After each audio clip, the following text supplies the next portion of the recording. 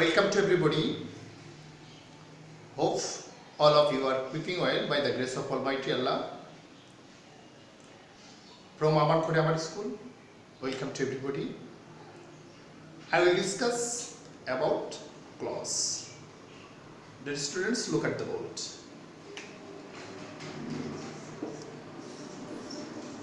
Clause.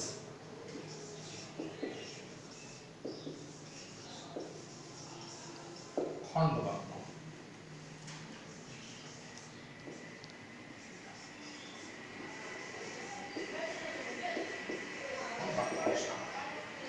Clause অর্থ হচ্ছে কি খণ্ডবাক্য বা কি বাক্য অংশ কাকে বলে ক্লজ আমরা যদি ক্লজের সংজ্ঞা what is the definition of clause ক্লজের সংজ্ঞাটা কি ক্লজের সংজ্ঞা হিসেবে যদি বলি clause is a part of big sentence clause is a part of big sentence. Okay, fine. তাহলে ক্লজটা কি? ক্লজ হচ্ছে একটা বড় সেন্টেন্সের একটা অংশ। এখানে তো বলা হয়েছে ক্লজ মানে খণ্ডবাক্য বা কি বাক্য অংশ। ডেফিনিশনে কি আসছে সংজ্ঞায় কি আসছে? Clause is a part of big sentence. Clause হচ্ছে একটা বড় সেন্টেন্সের একটা কি অংশ। যেমন আমরা বলতে পারি if you come I will go এখানে দুটো অংশ আছে সো ক্লজ আছে কয়টা দুইটা আগে বলা হয়েছে ক্লজ মানে কি অংশ খণ্ড অংশ বা খণ্ড বাক্য বা বাক্য অংশ তো এখানে কয়টা অংশ আছে দুইটা অংশ আছে আমরা দেখতে পাচ্ছি যে if you come তুমি যদি আসো I will go সো এখানে একটা বড় সেন্টেন্স আছে এবং এই সেন্টেন্সের কয়টা পার্ট আছে দুইটা পার্ট আছে এক একটা পার্ট কিন্তু এক একটা করে ক্লজ তো এক্ষেত্রে ইফ ইউ কাম একটা অংশ আই উইল গো একটা অংশ দুইটা মিলে কিন্তু একটা সেন্টেন্স এবং এই দুইটা এই সেন্টেন্সের দুইটা পার্ট আছে সো এইটা সেন্টেন্সের ক্লজ আছে কয়টা দুইটা একটা সেন্টেন্সের যতগুলো পার্ট থাকবে যে কয়টা পার্ট থাকবে সেই কয়টা ক্লজ থাকবে সো এই সেন্টেন্সের ক্লজ আছে কয়টা দুইটা if you come I will go তো if you come I will go এখন আমরা জানবো যে ক্লজ কয় প্রকার ক্লজ হচ্ছে কয় প্রকার তিন প্রকার লুক এট দ্য বোর্ড সহজেই আমরা জানতে পারবো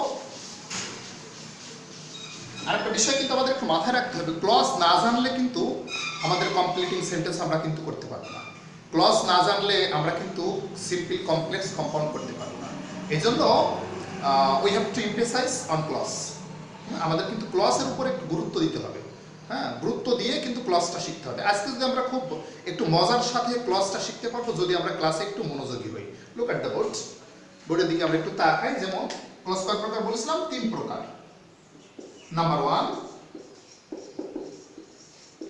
principal clause number 2 subordinate clause Number 3, coordinate clause. এবার আমরা একটু ডেফিনেশন আসি সংজ্ঞায় আসি প্রিন্সিপাল ক্লজটা কি জিনিস প্রিন্সিপাল ক্লজ হচ্ছে যে খণ্ডাংশ বা যে বাক্য অংশ স্বাধীনভাবে অর্থ প্রকাশ করতে পারে প্রিন্সিপাল ক্লজের আরেকটা কিন্তু নাম আছে সেটা হচ্ছে কি ইন্ডিপেন্ডেন্ট ক্লজ independent clause আর subordinate clause এর একটা নাম আছে সেটা হচ্ছে dependent clause dependent clause তো আমরা এখানে বুঝতে পারছি যে প্রিন্সিপাল ক্লজ আর ইন্ডিপেন্ডেন্ট ক্লজ সাবঅর্ডিনেট ক্লজ আর ডিপেন্ডেন্ট ক্লজ আর নাম্বার 3 হচ্ছে কোঅর্ডিনেট ক্লজ তো প্রিন্সিপাল ক্লজটা কি জানি কি যে ক্লজ বা বাক্যাংশ স্বাধীনভাবে অর্থ প্রকাশ করতে পারে হ্যাঁ যে ক্লজ বা বাক্যাংশ স্বাধীনভাবে অর্থ প্রকাশ করতে পারে সেটা হচ্ছে প্রিন্সিপাল ক্লজ আর যে ক্লজ বা বাক্যাংশ নিজে অর্থ প্রকাশ করতে পারে না অন্য প্রিন্সিপাল ক্লজের উপর নির্ভর করে তাকে বলা হয় কি সাবঅর্ডিনেট ক্লজ একটু আমরা লক্ষ্য করি যেমনটা বলেছিলাম if you come I will go. this sentence have two parts. এই সেন্টেন্সের this sentence has two parts. কয়টা অংশ আছে? দুইটা কিন্তু অংশ আছে, সেটা আমরা দেখলাম। if you come I will go, তো আমরা একটু লক্ষ্য করি, আগে বলেছিলাম কি প্রিন্সিপাল ক্লজটা কি, যে ক্লজ বা বাক্যাংশ স্বাধীনভাবে অর্থ প্রকাশ করতে পারে সেটা হচ্ছে প্রিন্সিপাল ক্লজ, আর যে অংশ যে ক্লজ বা বাক্যাংশ নিজে অর্থ প্রকাশ করতে পারে না, প্রিন্সিপাল ক্লজের উপর নির্ভর করে, তাকে বলা হয় কি সাবঅর্ডিনেট ক্লজ। তো ইফ ইউ কাম, তুমি যদি আসো, এটা একটা অপূর্ণ অংশ, তার মানে ইনকমপ্লিট একটা অংশ। তো ইনকমপ্লিট যে অংশটা নিজে অর্থ প্রকাশ করতে পারে না সেটা হচ্ছে কি সাবঅর্ডিনেট ক্লজ। সাবঅর্ডিনেট। আর প্রিন্সিপালটা কি বলা হয়েছে না, যে অংশ বা যে ক্লজ বা বাক্যাংশ স্বাধীনভাবে অর্থ প্রকাশ করতে পারে। I will go, so I will go এখানে হচ্ছে কি প্রিন্সিপাল ক্লজ। প্রিন্সিপাল। এখন আমরা একটু সহজে বুঝতে পারলাম, তাহলে যে অংশ স্বাধীনভাবে অর্থ প্রকাশ করতে পারে সেটা principal clause. I will go এখানে স্বাধীন নিজে অর্থ প্রকাশ করতে পারছে, তো এখানে প্রিন্সিপাল ক্লজ হচ্ছে আই উইল গো। আর ইফ ইউ কাম, তুমি যদি আসো, এই অংশটা কিন্তু নির্ভর করছে প্রিন্সিপাল ক্লজের উপরে, তো আমরা সহজে বলতে পারছি ইফ ইউ কাম এখানে কি কি সাবঅর্ডিনেট ক্লজ। ফাইন। এবার আমাদের থাকলো কোনটা, কোঅর্ডিনেট ক্লজ। একটা বিষয় কিভাবে দেখলাম, একটা বিষয় কিন্তু আমাদের মাথায় রাখতে হবে, যে এই যে আমরা বলছিলাম যে principal clause, subordinate clause, coordinate clause না জানলে কিন্তু সিম্পল কমপ্লেক্স কম্পাউন্ড করা যায় না। যেমন আমাদের কমপ্লেক্স সেন্টেন্সে কিন্তু দুটো ক্লজ থাকে, একটা প্রিন্সিপাল ক্লজ কে এবং একটা সাবঅর্ডিনেট ক্লজ। এই জন্য আমরা ক্লজ জানলে সিম্পল কমপ্লেক্স কম্পাউন্ড কিন্তু আমাদের খুবই সহজ হয়ে যায়। আর কোঅর্ডিনেট ক্লজটা কি, দুটি প্রিন্সিপাল ক্লজ যখন এন্ড বাট অর দ্বারা যুক্ত হয়, দুই পাশে দুটো প্রিন্সিপাল ক্লজ থাকবে, সেই ক্লজ এন্ড বাট অর দ্বারা সাধারণত যুক্ত হয়, সেক্ষেত্রে তাকে বলা হয় কি কোঅর্ডিনেট ক্লজ। যেমন love is divine and everybody wants to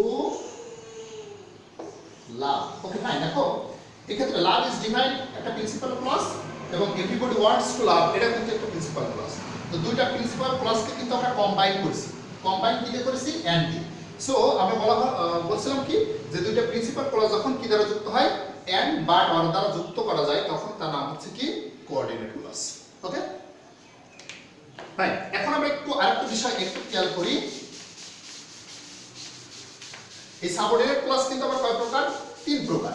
আমরা একটু হালকা একটু জেনে নিই, সেটা হচ্ছে কি সাবঅর্ডিনেট ক্লজ কয় প্রকার, তিন প্রকার। Number 1 noun clause, noun clause. Number 2 adjective clause. Number 3 adverbial